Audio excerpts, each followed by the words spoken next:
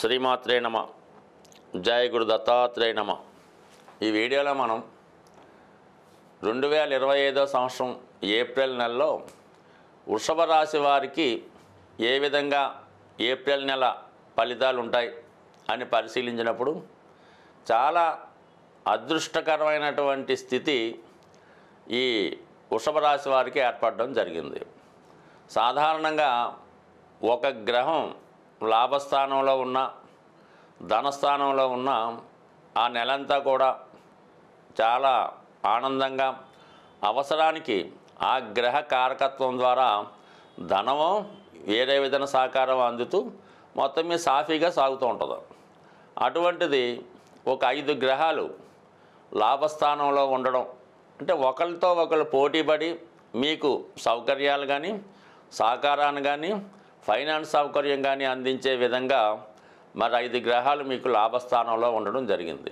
ఎప్పుడైతే మీకు శని ఏకాదశ స్థానంలో ప్రవేశించాడో అప్పుడే మీ యొక్క జీవితంలో కొత్త మార్పు ప్రారంభం అవడం జరిగింది. కాబట్టి మరి ఈ నెల నుంచి మీరు చేసే ప్రతి కార్యక్రమం కూడా 1కి 5 రెట్లు లాభంతో ముందుకు వెళ్ళే అవకాశం ఉంటుంది. అంటే చిన్న ప్రయత్నంతో ఎక్కువ ప్రతిఫలాన్ని పొందడం జరుగుతూ ఉంటుంది. ముఖ్యంగా ఇప్పుడు మారినటువంటి శని భగవానుడు రాహువుతో కలిసి సుమారుగా మే 18వ తారీఖు వరకు సంచరించడం జరుగుతూ ఉంటుంది.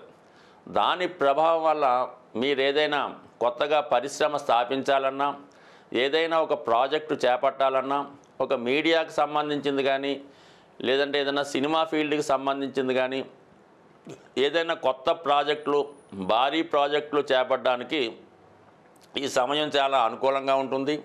అటు విదేశంలో ఉన్నటువంటి మిత్రులు కానీ, మీ కమ్యూనిటీ కానీ, ఇతర కమ్యూనిటీ మిత్రులు, అలాగే టెక్నాలజీని ఉపయోగించుకొని చాలా వరకు మీరు సక్సెస్ అయ్యే అవకాశం ఉంది. అలాగే ఇది మెడికల్ రంగంలో ఉన్న వాళ్ళకి కూడా చాలా అనుకూలించే అవకాశం ఉన్నది.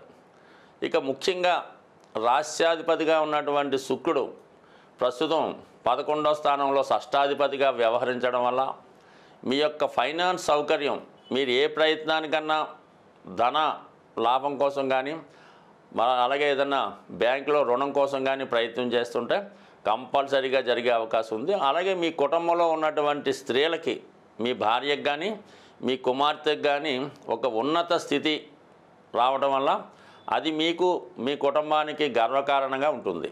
అదే మీరు స్త్రీ అయి ఉంటే సొసైటీలో మీ యొక్క నేమ్ పెరుగుతుంది, అందరి చేత గుర్తింపు కలుగుతుంది.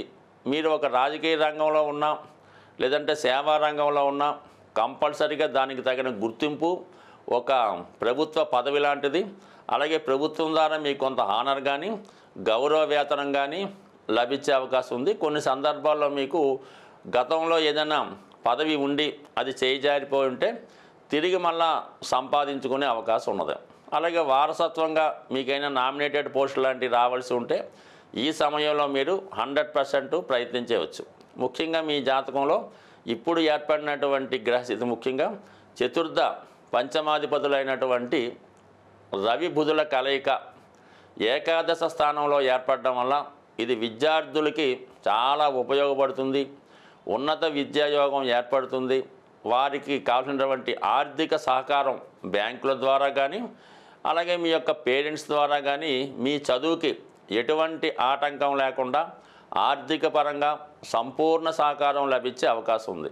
ఎప్పుడైతే మనకి ఏకాదశ స్థానంలో శుక్ర, బుధ, రవి గ్రహాలు కలిసాయో అది ఒక విధమైనటువంటి విజయయోగం, విజయలక్ష్మి యోగం, దాంతోపాటు సరస్వతి యోగం ఏర్పడడం వల్ల ఎవరైతే విద్యార్థులు ఉన్నత విద్యలో ప్రవేశం కొరకు కానీ, ముఖ్యంగా మెడికల్ సంబంధించిన విద్యలో ప్రవేశం కొరకు ప్రయత్నం చేస్తున్న వారికి చాలా వరకు మీ ప్రయత్నాలు సక్సెస్ అయ్యే అవకాశం ఉంది.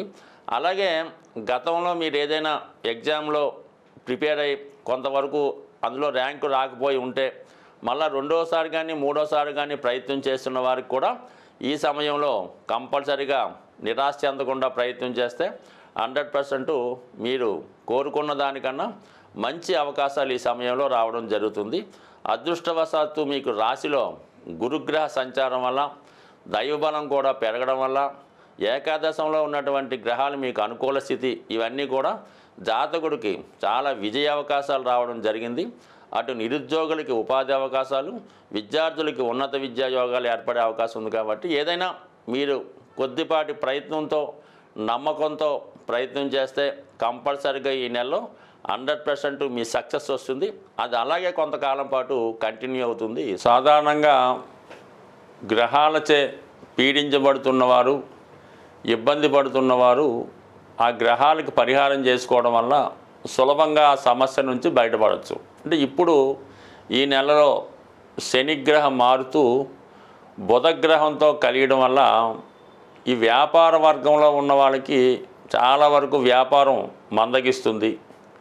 విద్యార్థులు ఎంత చదివినా కూడా చదివింది జ్ఞాపకం రాక పరీక్షల్లో రాయలేకపోతుంటారు. అలాగే చాలా వరకు సరైన నిర్ణయాలు తీసుకోలేకపోవడం వల్ల చాలా వ్యవహారాల్లో నష్టపోవడం జరుగుతూ ఉంటుంది. ఆ కారణం వల్ల బుధుని యొక్క అనుగ్రహం కోసం చాలా సులభం మాట. బుధుడు తొందరగా అనుగ్రహించే గ్రహం ఇది. విద్యార్థులు లాంటి వాళ్ళు వినాయకుణ్ణి బుధవారం రోజు గరికతో అర్చించి, వినాయకుడికి సంబంధించినటువంటి 12 నామాలు, 108 నామాలు, సంకటనాశన గణేష్ స్తోత్రం చదువుకుంటే సింపుల్గా అయిపోతుంది.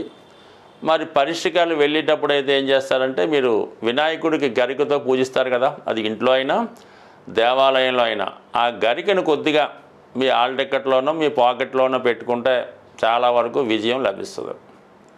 ఇక వ్యాపార సంస్థల్లో ఉన్నవాళ్ళు ఏం చేయాలంటే, గణపతిని ప్రతినిత్యం పూజిస్తూ, అలాగే వీలున్నవారు, అవకాశం ఉన్నవారు విష్ణు సహస్రనామం లేదా గోవింద నామాలు చదువుతూ ఉండాలి. లేదంటే మీ షాపులో క్యాసెట్ రూపంలో వేస్తూ ఉంటే చాలా వరకు పనిచేస్తుంది. మీరు అటు వ్యాపారస్తులు, ఆర్థిక సమస్యలతో ఉన్నవాళ్ళు బుధవారం రోజు విఘ్నేశ్వరుడి ఆలయంలో అటుకులు ఉంటాయి కదా, కొద్ది గట్టి అటుకులు లాంటివి 1 కిలో తీసుకోవడం, బెల్లం గుండగా చేసి 1 కిలో అందులో కలిపి మరి పిల్లలు పంచిపెట్టే ప్రసాదంలాగా వినాయకుడికి నైవేద్యంగా పెట్టి వచ్చిన భక్తులకి పంచిపెట్టడం వల్ల కేవలం మీరు ఒక 3 వారాలు చేసి చూడండి, అద్భుతంగా మీకు ఉన్నటువంటి మొత్తం సమస్యలు ఆర్థిక పరమైనవి పరిష్కారం అవడం జరుగుతూ ఉంటుంది. సో ఇది ఈ విధంగా ఈ బుధగ్రహ అనుగ్రహం కోసం ఈ విధంగా చేయొచ్చు. కామన్గా బుధ అనుగ్రహం ఉంటే విష్ణుమూర్తి, లక్ష్మీ అనుగ్రహం కూడా లభిస్తూ ఉంటుంది. అయితే రాహుగ్రహం ఇప్పుడున్నటువంటి శుక్ర, బుధ, రవి, శని గ్రహాలను కబళించి వేయడం వల్ల ముందు రాహుని సంతృప్తి పరచాలంటే మీరు అమ్మవారిని గట్టిగా పట్టుకోవాల్సి ఉంటుంది. ఏదో ఒక వారం ఏదన్నా అమ్మవారి ఆలయంలో దర్శించి అమ్మవారికి శక్తి ఉన్నవారు ఒక నిమ్మకాయల దండ వేయండి, లేనివారు ఒక 4 నిమ్మకాయలు అమ్మవారి ఆలయంలో ఇవ్వడం వల్ల అమ్మవారి యొక్క అనుగ్రహం దొరికిందంటే ఇంకా ఆటోమేటిక్గా మొత్తం అంతా కూడా సమస్య పరిష్కారం అవుతూ ఉంటుంది. ఇవన్నీ చేయలేని వారు మరి శనిగ్రహ అనుగ్రహం కోసం ఓం నమశివాయ అనే శివపంచాక్షరీయ నామాన్ని ప్రతిరోజు 1008 సార్లు మీరు ఏ విధంగా ఉన్నా మనసులో చేసుకోండి. అన్ని సమస్యల నుంచి బయటపడతారు. స్వస్తి.